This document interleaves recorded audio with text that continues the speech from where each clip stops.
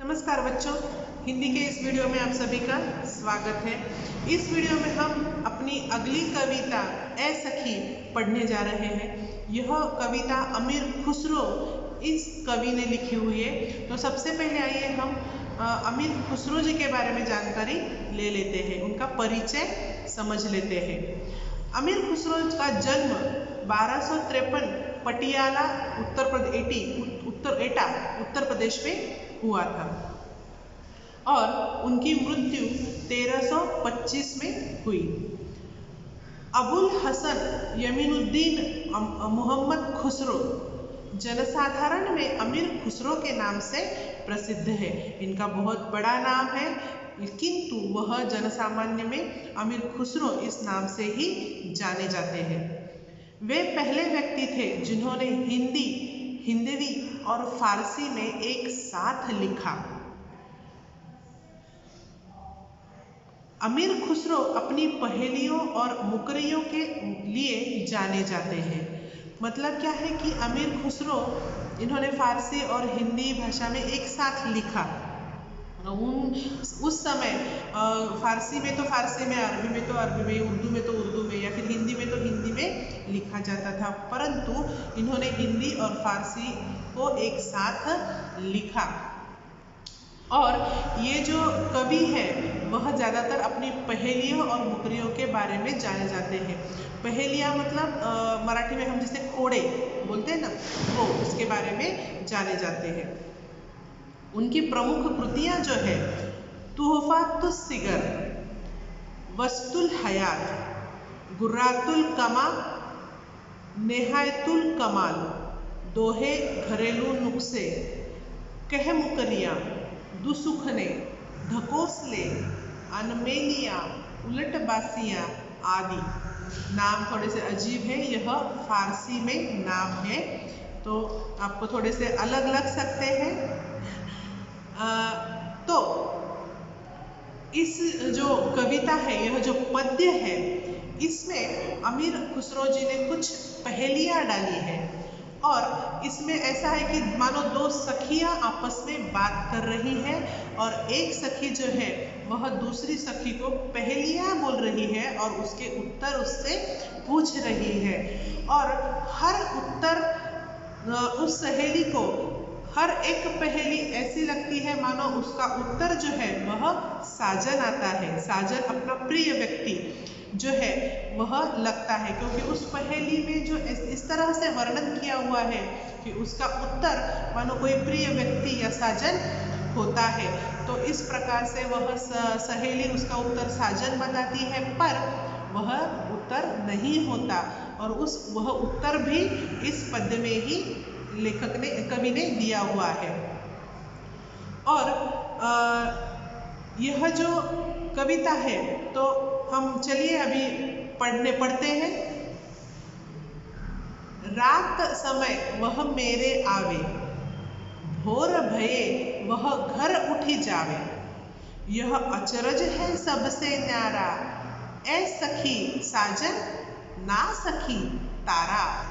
देखिए इसमें बहुत बड़े अलग अलग शब्द हैं, आपको बहुत बड़े नए शब्द इसमें आए हुए हैं। तो हर शब्द का अर्थ मैं बताऊंगी, आप हो सके तो लिख लेना, क्योंकि बाद में आप भूल सकते हैं। तो देखिए पहला, रात समय वह मेरे आवे, मतलब रात के समय वह मेरे पास आता है। भोर भये वह घर उठी जावे, भोर भय मतलब जब सवेरा होता है, सुबह होती है, तो वह उठकर अपने घर चला जाता है।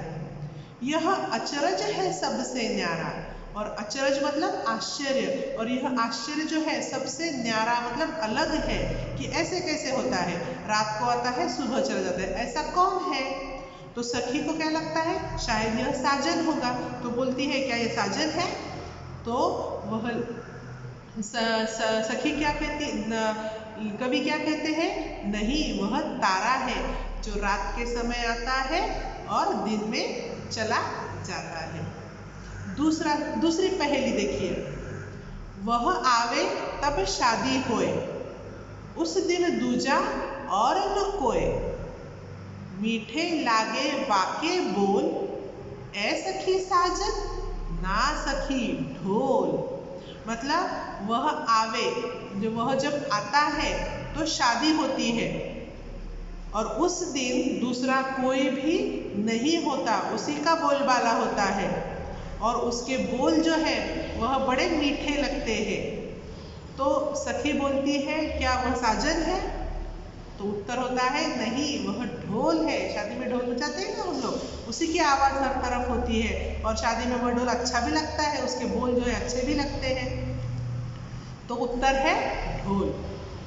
तीसरी पहेली देखिए, जब मांगू तब जल भरी लावे, मेरे मन की तपन बुझावे, मन का भारी तन का छोटा, ऐ सखी साजन ना सखी लोटा।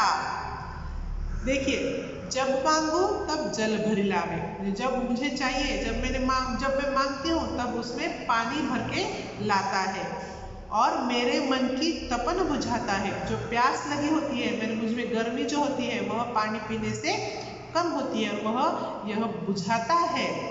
और मन का बहुत बड़ा है पर तन का छोटा सा है, लोटा छोटा होता है ना, तो यह उत्तर उसका है लोटा।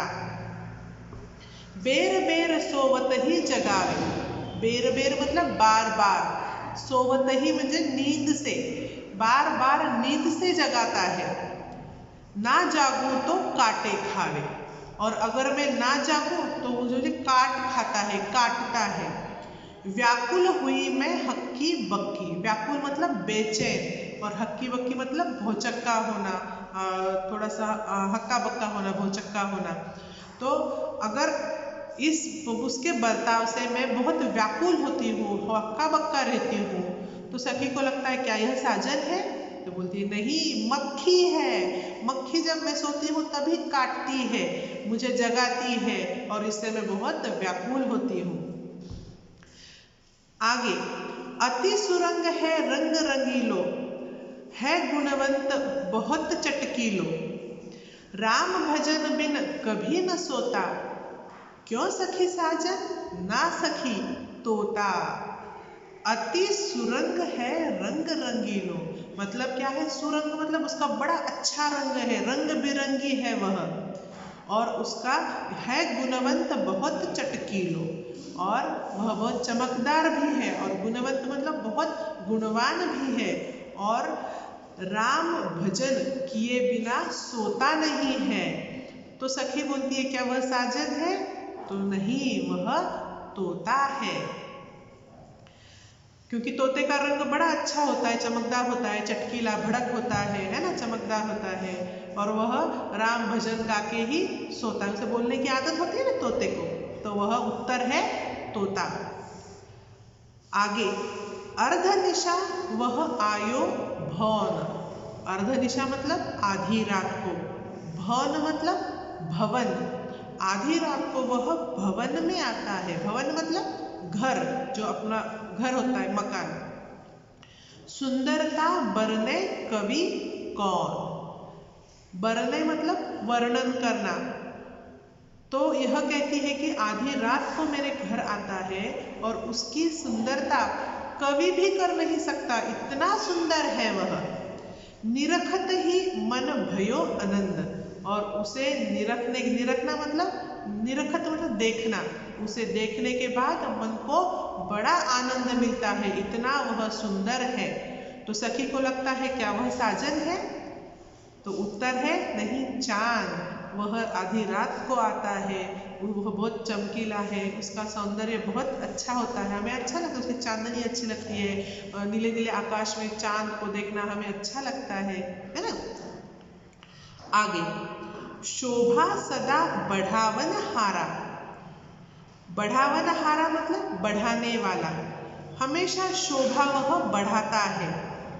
अखिन से छिन होत न न्यारा, छिन मतलब क्षण, न्यारा मतलब अलग, अखियों से, आंखों से वह एक क्षण के लिए भी अलग नहीं होता है।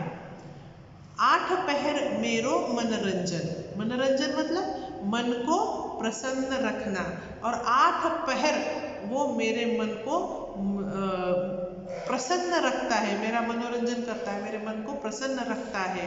तो ऐसा कौन है जो हमेशा शोभा बढ़ाता है, वह अखियों से जरा भी अलग नहीं होता और जो मेरा 8 पहर मनोरंजन मन को प्रसन्न रखता है, ऐसा कौन है?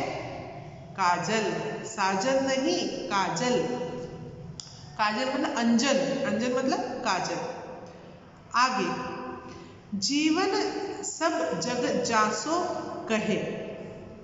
जासो मतलब जिसमें, जीवन सब जग जासो कहे, वा बिनु नेक न धीरज रहे। नेक न मतलब तनिक भी, धीरज मतलब धैर्य। हरे छिनक में हिय की पीर। हरे मतलब हर एक, छिनक मतलब क्षण, हर एक क्षण में, हिय मतलब हृदय और पीर मतलब पीड़ा, कि हृदय में हर क्षण पीड़ा होती है और उस पीड़ा को कौन हरता है? जीवन में सब जग जासो कहे, मतलब जीवन में हर जगह वह है जिसमें अपना जीवन है, अपने जीवन में वह हमेशा है और सबके जीवन में भी वो है और उसके बिना एक क्षण भी धैर्य नहीं मिलता हमें। और एक क्षण के लिए भी अगर वह नहीं मिला तो हमें हमारे हृदय में पीड़ा उठती है, हमें तकलीफ होती है। तो ऐसा क्या है? तो सखी को लगता है कि वह साजन है, पर नहीं, वह नीर है। नीर मतलब पानी। पानी यह क्या है? हमारे जीवन में पानी ही पानी है। अगर पानी नहीं है तो जीवन नहीं है। पानी को जीवन बोलते हैं, पता है आपको? पानी का समानार्थी शब्द जीवन है। तो पानी को जीवन इसलिए बोलते हैं कि पानी के बिना हम जीवित नहीं रह सकते। अगर हमें बहुत प्यास लगी है तो हमें पानी चाहिए, अगर नहीं मिला तो हमें पीड़ा होती है, वेदना होती है, तड़पते हैं हम लोग। तो ऐसा यह पानी है। आखिरी पहेली, बिन आए सबहि सुख भूले, आए ते अंग अंग सब फूले। सीरा भई लगावत छाती, क्यों सखी साजन ना सखी पाती। मतलब क्या है? बिन आए सबहि सुख भूले, वह बिन आए सबहि सुख भूले, वह जब नहीं आता, बिन आए मतलब अगर वो नहीं आया तो सब सुख भूल जाते हैं हम, कुछ भी अच्छा नहीं लगता। मतलब क्या है? हम दुखी हो जाते हैं। अगर वह नहीं आया तो हमारा सुख हम भूल जाते हैं, हम दुखी होते हैं। आए ते अंग अंग सब फूले, अगर और जब वह आता है तो हमारा अंग अंग फूल जाता है, मन में प्रसन्नता होती है, हम बहुत खुश होती है। और सीरा भई लगावत छाती, सीरा भई मतलब ठंड पड़ना, और अगर उसे मैं अपने कलेजे से लगाऊं, छाती से लगाऊं, तो मेरा जो मन है वह ठंडा पड़ जाता है, ठंडक मिलती है। तो ऐसा कौन है? पाती। पाती मतलब पत्र। अगर अपने किसी प्रिय व्यक्ति का पत्र हमें आता है तो हमें बड़ा आनंद होता है, बड़े हम खुश होते हैं, उस पत्र को बार बार पढ़ते हैं। तो इस तरह से वह पत्र आने के बाद हम खुश हो जाते हैं, अगर नहीं आया तो दुखी हो जाते हैं। तो इस तरह से अमीर खुसरो जी की यह पहेलियाँ हमने इस पद्य में आज पढ़ी है। आशा है आपको यह सब समझ में आया होगा। यह कविता आप अपनी नोटबुक में लिखिए और उसे पढ़िए, बार बार पढ़िए। शब्द थोड़े से अलग अलग हैं, शब्द उसके अर्थ याद करिए और कविता समझ लीजिए और याद भी करिए। अगली वीडियो में हम फिर से एक बार नया पाठ लेके मिलेंगे। तब तक गुड बाय।